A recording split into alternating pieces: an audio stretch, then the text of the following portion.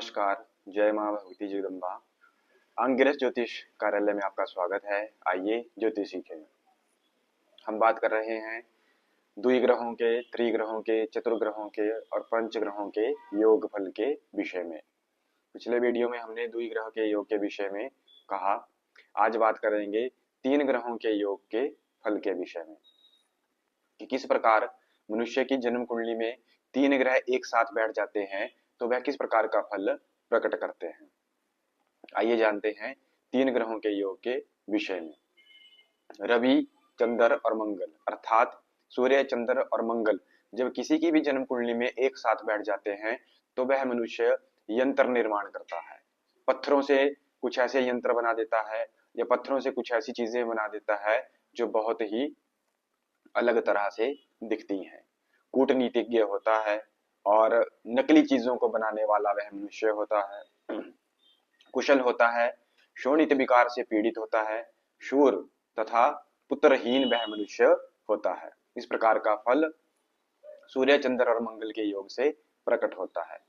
सूर्य, चंद्र और बुध का योग जब मनुष्य के जीवन में कुंडली में होता है तो वह मनुष्य विद्यावान, गुणवान, रूपयुक्त, काव्य में रुचि रखने वाला, कवि, कला का प्रिय और सबसे प्रेम करने वाला, धनवान, राजा का सेवक और प्रियभाषी, मीठे वचन बोलने वाला वह मनुष्य होता है। यह उत्तम योग होता है।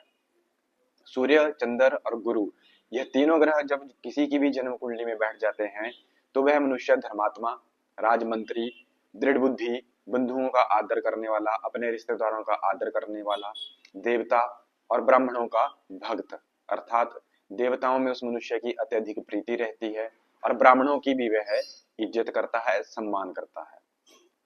सूर्य, चंद्र और शुक्र ये तीनों ग्रह जब किसी की भी जन्म कुंडली में एक साथ बैठ जाते हैं तो मनुष्य को सुंदर शरीर, शत्रुओं को जीतने वाला, राजाओं का प्रिय, अति तेजस्वी, परंतु उसके दांतों में कुछ रोग मनुष्य के में रहता है। इस प्रकार का फल प्रकट होता है।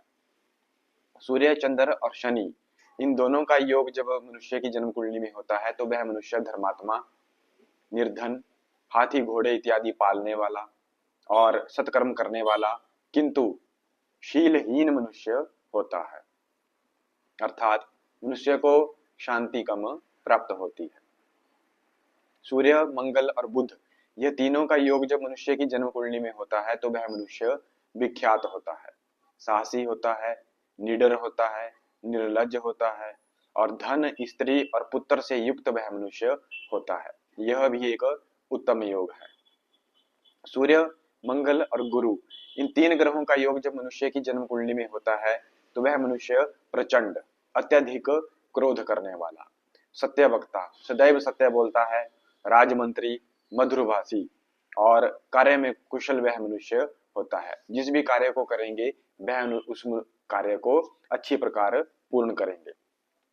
सूर्य, मंगल और शुक्र इन तीन ग्रहों का योग जब मनुष्य की जन्म कुंडली में होता है तो वह मनुष्य सुंदर, आंखों के कुछ रोग उस मनुष्य को रहते हैं, पुत्र आदि से स्नेह रखने वाला, कार्य में समर्थ, विषय में मन लगने वाला अर्थात किसी विषय में मनुष्य का अगर मन लग जाए तो वहीं वह ठहरा रहता है विषयों में अर्थात वह विषय किसी भी प्रकार के व्यसन भी हो सकते हैं या किसी भी प्रकार के कुछ विषय हो सकते हैं। सूर्य, मंगल और शनि इन तीनों के योग से वह मनुष्य मूर्ख होता है अर्थात सूर्य, मंगल और शनि, क्योंकि यह तीनों ही ग्रह क्रूर ग्रह हैं। सूर्य और शनि की आपस में बनती नहीं है और ये दोनों आपस में शत्रु हैं। मंगल और शनि भी आपस में शत्रु हैं। तो जब यह तीन ग्रह एक साथ किसी की जन्म कुंडली में बैठ जाते हैं तो वह मनुष्य मूर्ख, गौ आदि के धन से रहित, रोगी, अपने प्रियजनों से हीन और विकल और झगड़ा करने में मनुष्य अत्यधिक संयोग करता रहता है अर्थात मनुष्य बार बार झगड़ा करता रहता है। सूर्य, बुध और गुरु का योग हो तो मनुष्य आंख के रोग वाला, बड़ा धनवान, शास्त्र और शस्त्र की कला को जानने वाला एवं मनुष्य लेखक होता है।